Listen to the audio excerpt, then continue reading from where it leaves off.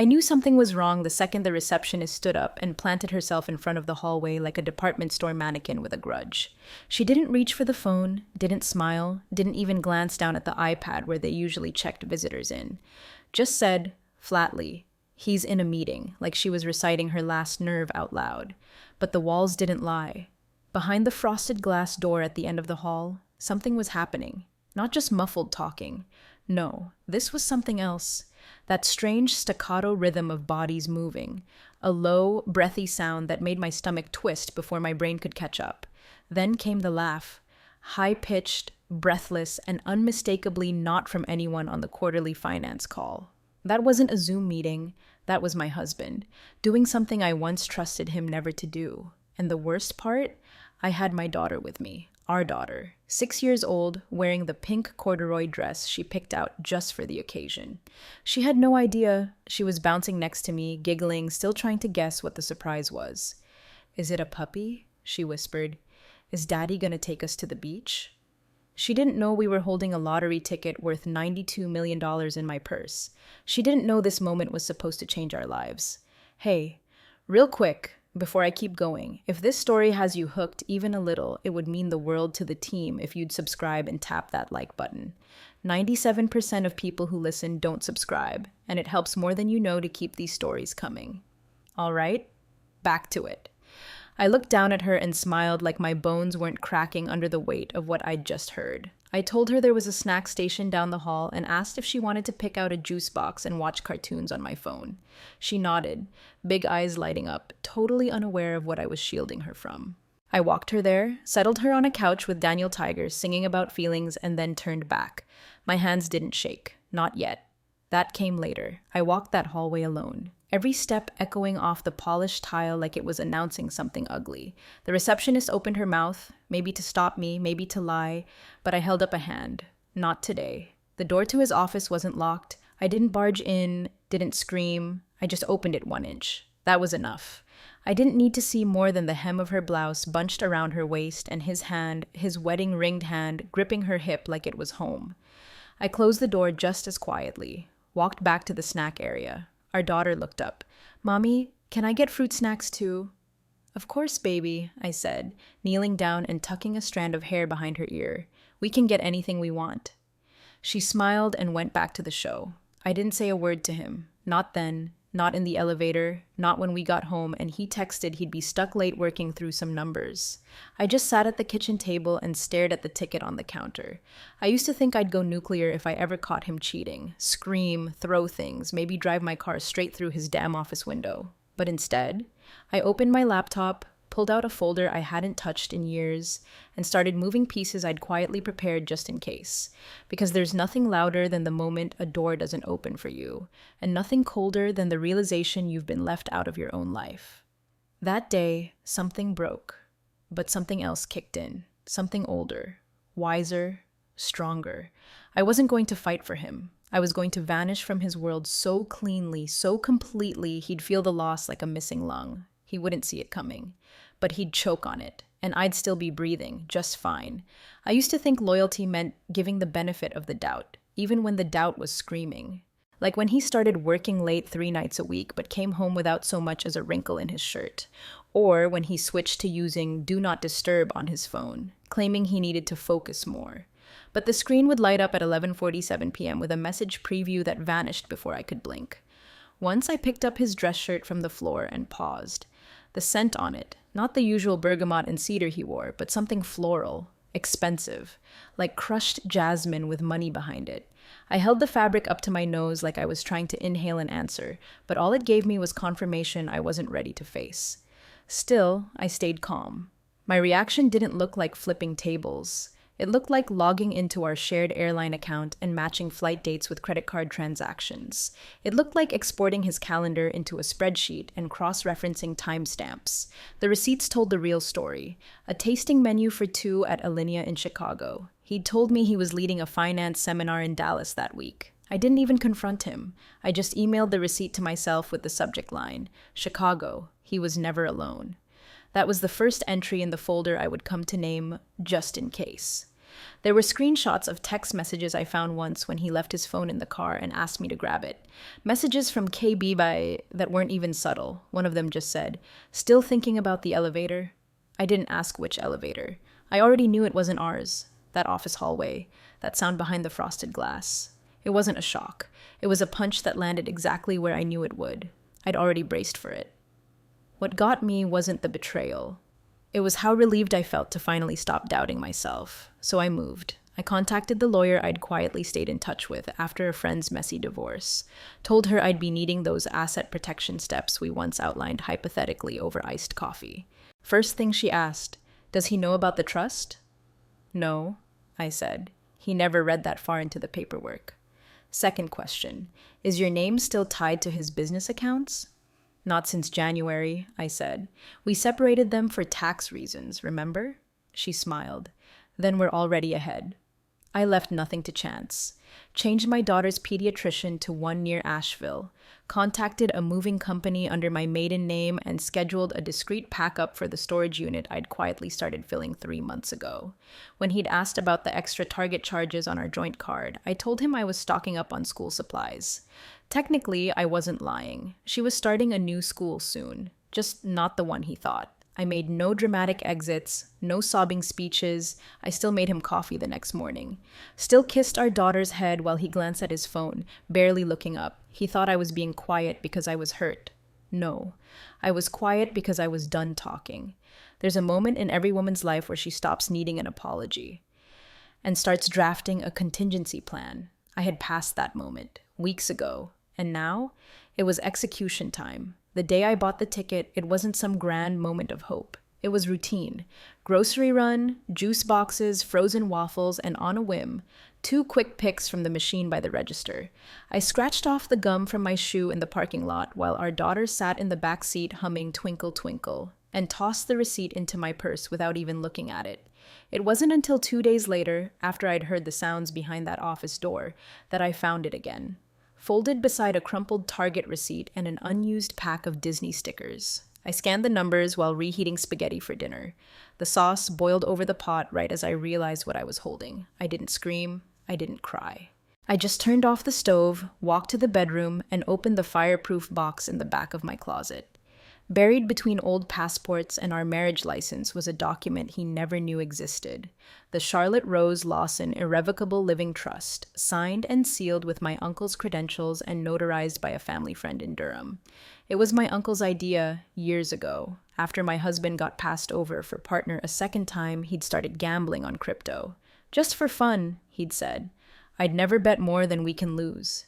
Except, what we can lose kept growing.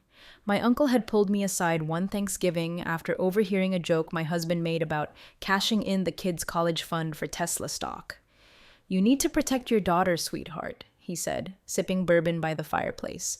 "Trust isn't just an emotion. Sometimes it's paperwork." And so we created it. A quiet, sturdy little fortress wrapped in legal armor. Irrevocable. Beneficiary, our daughter. Custodian, me. Contingency trustee, my uncle. It couldn't be altered without both our deaths or a Supreme Court miracle. At the time, it felt like a paranoid exercise. Now, it felt like prophecy. The morning after I confirmed the winning ticket, I didn't call a financial advisor. I didn't notify the lottery commission using our joint email. I called my uncle. "I need it filed today," I said.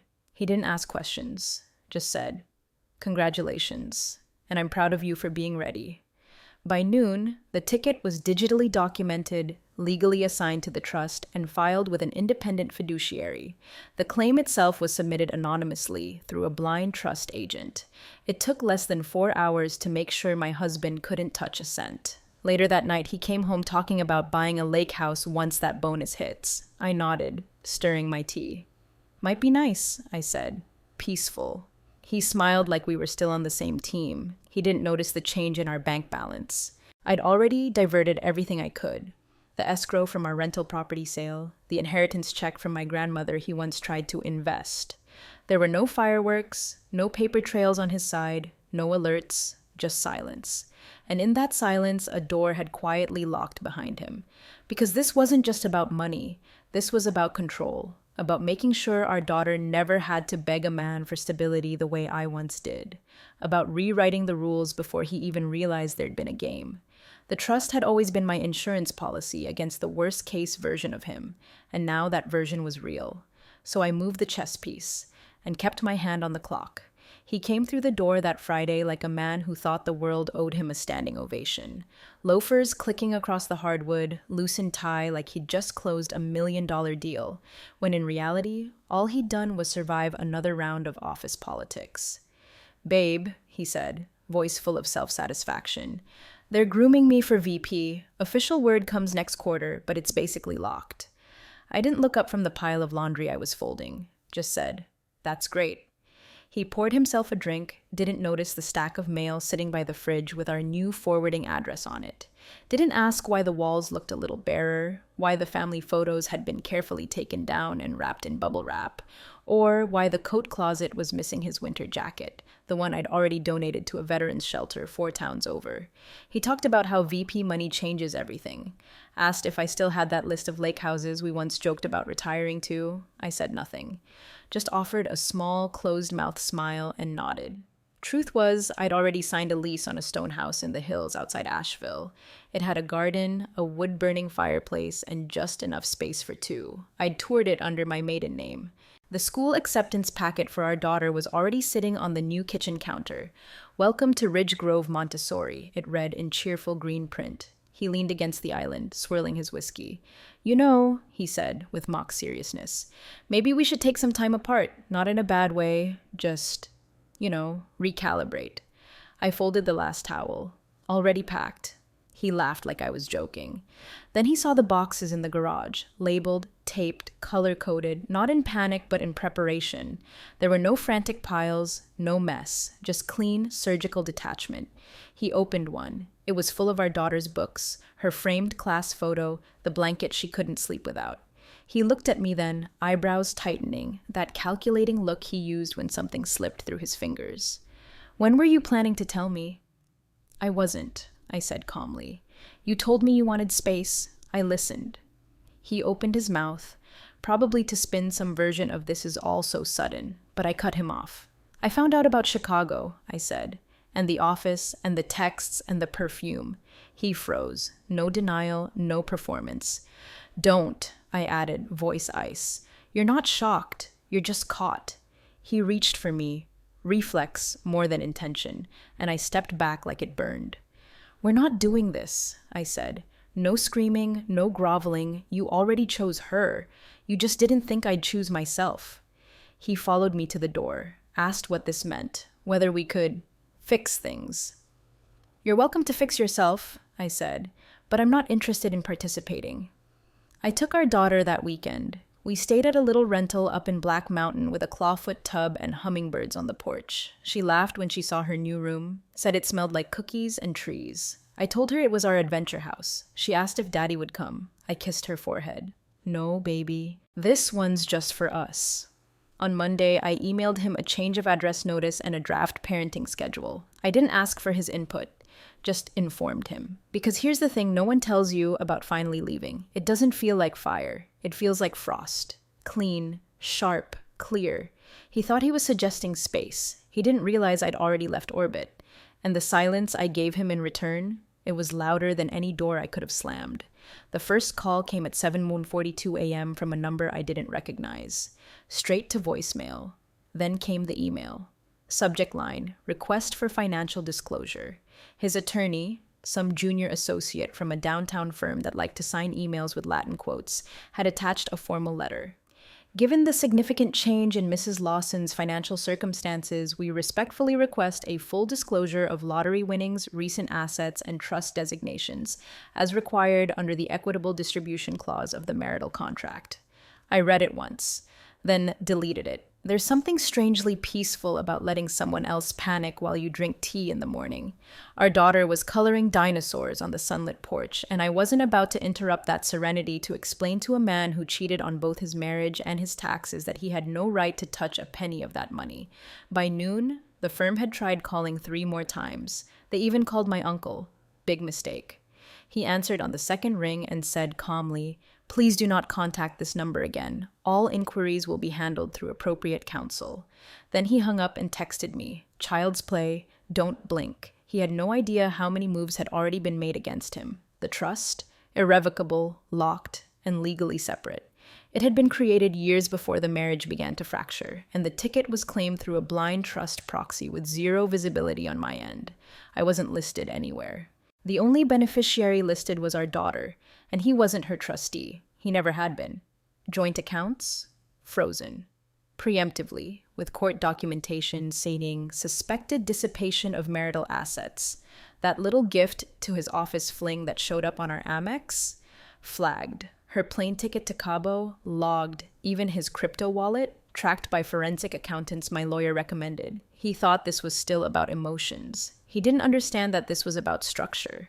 The motions he filed in court requesting emergency access to shared funds got laughed out of preliminary hearing. The judge ordered a financial audit of all shared marital property. My lawyer didn't even need to object. The facts stood tall and unbothered. Then came his email. No signature, no subject line, just, what is happening? I read it in bed with the lamp off, the hum of crickets outside, and our daughter asleep in the next room. I didn't write back. I just forwarded it to my attorney with the note. Please add this to correspondence log. Nothing more, nothing less. He tried to call again that Friday. I let it ring until it stopped. Then again the next morning. Then once from a blocked number. Voicemail. I just want to talk. Can we talk? Please. The desperation was new, but it didn't move me, not anymore. Because when you've been quietly preparing for a storm, the rain doesn't shake you. It confirms the forecast. He never thought I'd really leave. He thought I'd cry, then cave, then come back for the sake of stability. But I didn't break. I documented. I didn't scream. I structured. He was just now realizing that the money, the marriage, the narrative, none of it belonged to him anymore. He'd built his life like it was permanent.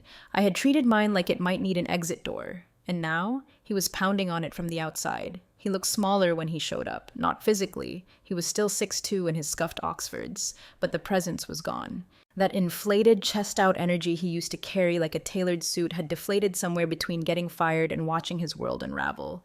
His hair wasn't gelled, the shirt he wore was wrinkled, and the man standing on my sister's porch looked less like a husband and more like a boy trying to sneak back into a house he burned down. I knew he'd show up eventually. The money was locked up, the lawyers had gone cold, and every angle he'd counted on, charm, guilt, shared history, had collapsed into silence. So he did the only thing left to him. He came in person. He came as himself. I didn't answer right away. My sister was out front watering her hydrangeas, and she saw him first. You got 5 minutes, she told him. She's not required to give you even that. He stood there, hand gripping the railing like it was the only thing holding him up. I made a mistake, he said when I finally stepped out. I know that now. I was lost. I got caught up in things that didn't matter. I don't expect you to forgive me, but can we talk? I said nothing. Just handed him the manila envelope I'd been keeping in a drawer by my bed. He took it like it might bite him. Inside was the prenup, the one he signed on our 5th anniversary when we restructured our finances after our daughter was born. Back then, I'd suggested it as a formality, something to clean up the paperwork. He'd skimmed it, laughed, and said, "Whatever you need, babe, I trust you." He never read Clause 14b. Infidelity, emotional or physical, nullifies all spousal claims to shared or individual assets, including future earnings, trust distributions, or inheritance, pending judicial review. Signed, notarized, filed with the county. He sat down on the porch swing without a word, flipping through the pages like they might rearrange themselves into mercy. But paper doesn't lie, and I'd made sure of every word. I didn't cheat for love, he said after a long stretch of silence.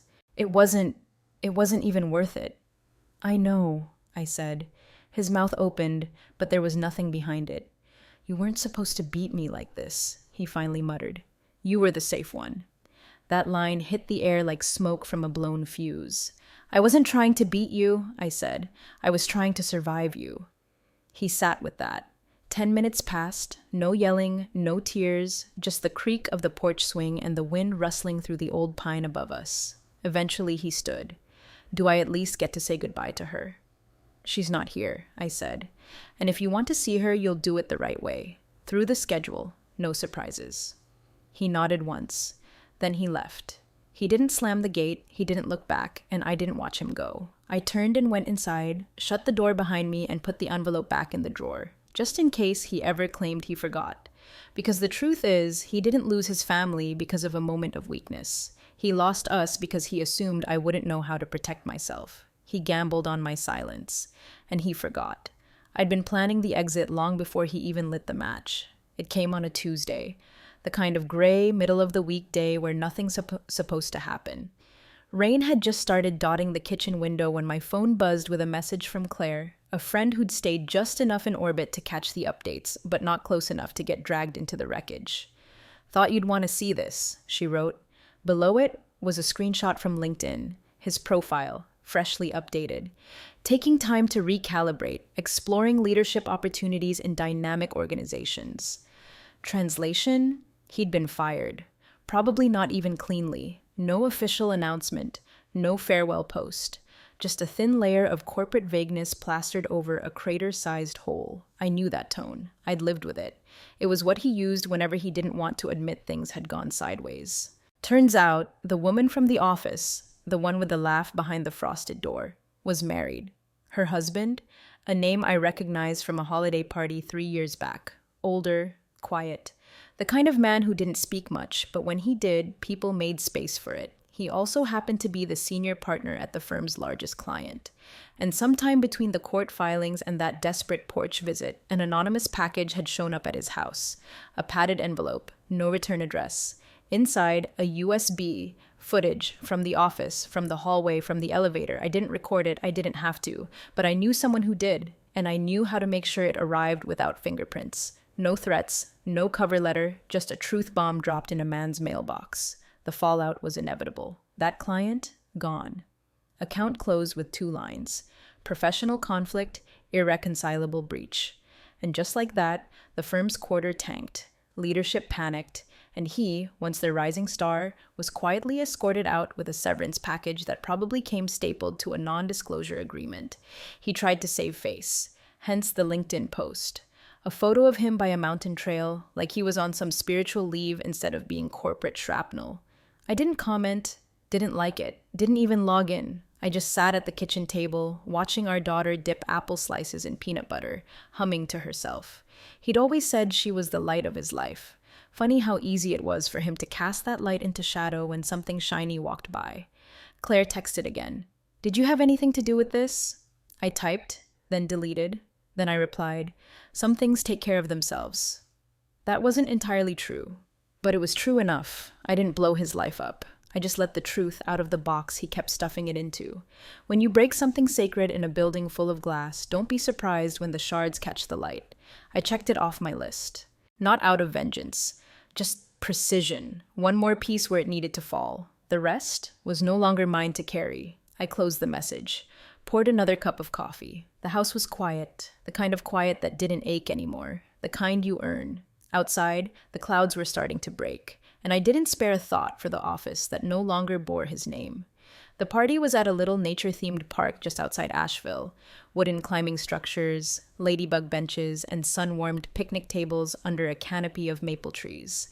Our daughter wanted butterflies on her cake and a treasure hunt, so I made both happen. She wore a gold paper crown and a glittery tutu, and when she saw the setup, she gasped like I'd built her an entire kingdom. He arrived late. Of course. I saw him from across the lot, holding a boxed-up dollhouse with the price tag still dangling from the ribbon. Not the kind she'd circled in catalogs or pointed at in stores, just something expensive, pink, and impersonal. Like he'd searched 6-year-old girl gift ideas and clicked the first sponsored link. He hesitated before walking over, standing awkwardly by the balloon arch while I handed out juice boxes. I gave him a nod, nothing more. He set the dollhouse down beside the gift table and knelt. She hugged him, polite, sweet, but something in her didn't linger, because a minute later she was sprinting back across the grass to Miss Kendra, who caught her midair and twirled her like she'd been waiting all day for it. My friend, my neighbor, the woman who'd read bedtime stories when I had court dates and sat through parent-teacher meetings while I filed legal paperwork. The one who knew what brand of crackers my daughter refused to eat and who helped braid her hair on picture day. Second mom, she called her. He stood under the big oak, holding a paper plate with untouched cake, watching the two of them laugh by the swing set. His smile was tight, performed.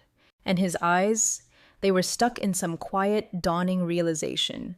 She didn't reach for him the way she used to. He wandered over later, when most of the guests had left and the sun was dipping behind the trees.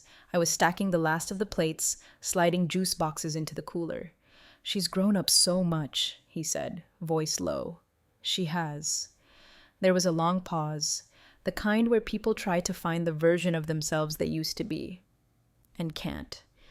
"I know I have no right to ask," he started, "but is there any chance someday we could rebuild something?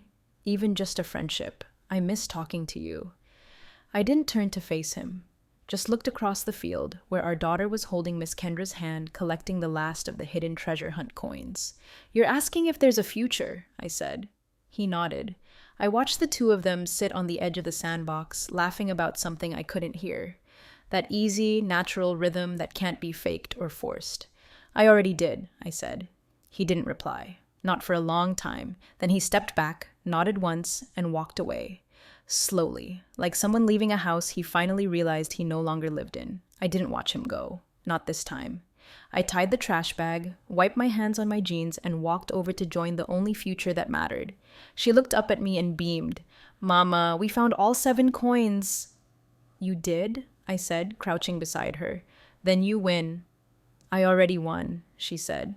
"I got you." And just like that, the last door I hadn't known was still open. Clicked shut behind me. Not slammed, not locked in anger, just done. Gently, permanently. People love to ask about the numbers. "How did it feel when you realized?" "What's the first thing you bought?" "Do you just wake up smiling every day?" They want the fantasy, the private jets, the champagne, the big laugh moment where your whole life flips like a game show prize wheel. But that's not how it was. Not for me. Because the truth is, that ticket didn't give me something. It revealed something. It didn't create a new life. It showed me I already had one. I'd just been too afraid to step into it. Before the numbers matched, before the lawyers, before the trust, there was that hallway, that sound, that low, humiliating, unmistakable sound behind a closed office door.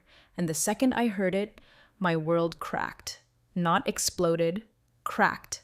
Cleanly, precisely, the way you break glass with a scalpel instead of a hammer. I didn't scream, I didn't fight, I listened, and I acted. It wasn't rage that saved me, it was restraint. People underestimate silence. They think it means weakness, passivity, defeat, but silence can be surgical, strategic. It can be the space between knowing and destroying. And in that silence, I heard everything I needed. All the moments I'd brushed aside came back. The receipts, the perfume, the late-night texts, the way our daughter would ask, "Is Daddy coming home tonight?" like it was a coin toss. I used to believe I needed luck to change, that if just one thing could go my way, maybe I'd find the strength to leave. But strength was never the issue. Permission was. That ticket wasn't a miracle. It was a mirror, and once I saw clearly, I stopped waiting to be rescued from my own life. Now, every time I walk into our home, with fresh groceries and the sound of tiny feet running to greet me, I know exactly what I won. Not just peace, not just freedom, but clarity. Our daughter sleeps soundly now. No tension in her little shoulders, no waking up at 2 a.m. asking if we forgot to lock the door.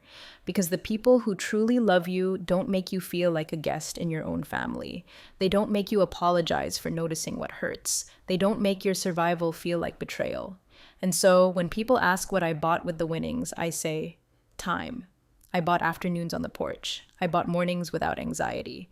I bought the right to never again explain myself to someone who sees love as leverage. And on Saturdays, I buy 2 sandwiches and 2 milkshakes, and we drive the Blue Ridge Parkway with the windows down, singing off-key to songs we don't know the words to. No private jets, no champagne flutes, just wind in our hair, and no reason, not one, to ever look back.